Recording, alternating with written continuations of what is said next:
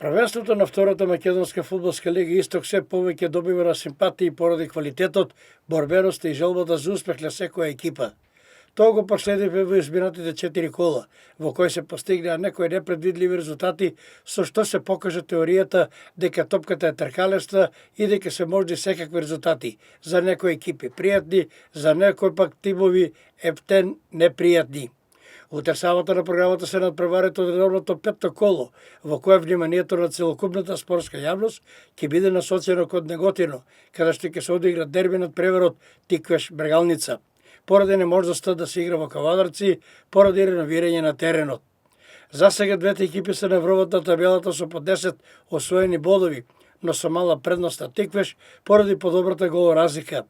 Веќе се делегирани официјалните лица за овој надпревар. Главен судија ќе биде Васко Мавров, прв асистент Кир Ангеловски, втор асистент ќе биде Стојан Костадинов, а четврти судија е Ристе Семеновсите од Струмица.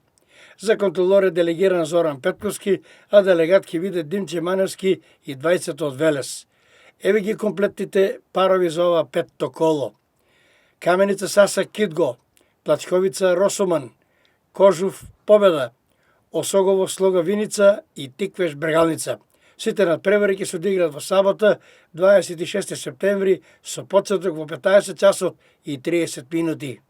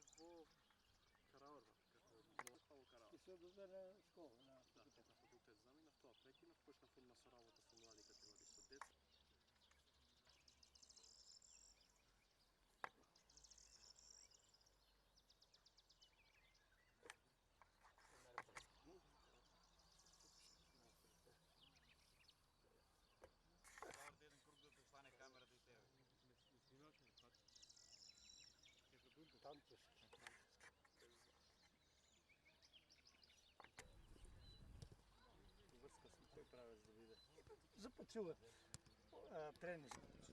Има ли шанс да вака се контакти со Калфа? Дека собрание треба да... Ама јас знам дека собрание треба да доведе со одлука, не управен одбор. Собранието треба... Мимо собрание, управен одбор донесе одлука за нешто. Да. Нема испаѓање, нема бараж. Значи, ние тука као што требаше да се случи, ние ги бевме први. Значи, он ти скратува секаква можност. Taj aspekt je čak 16 така ли доваѓа? Во зимскиот преводен рок дојде од уласкот во Силе.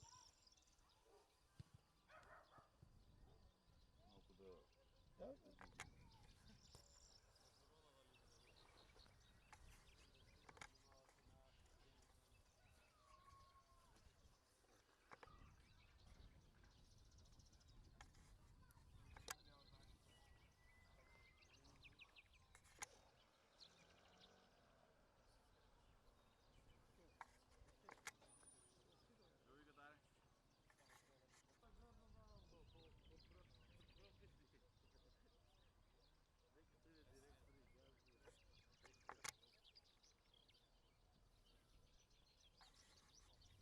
И уште чекаме, не знаеме дека ќе Нема прв пат, нема дека прв пат ќе на него што да тестират, кај ќе од тука. Лето пичко мак. Ја вчера не се керка, тоа не од Ратовица.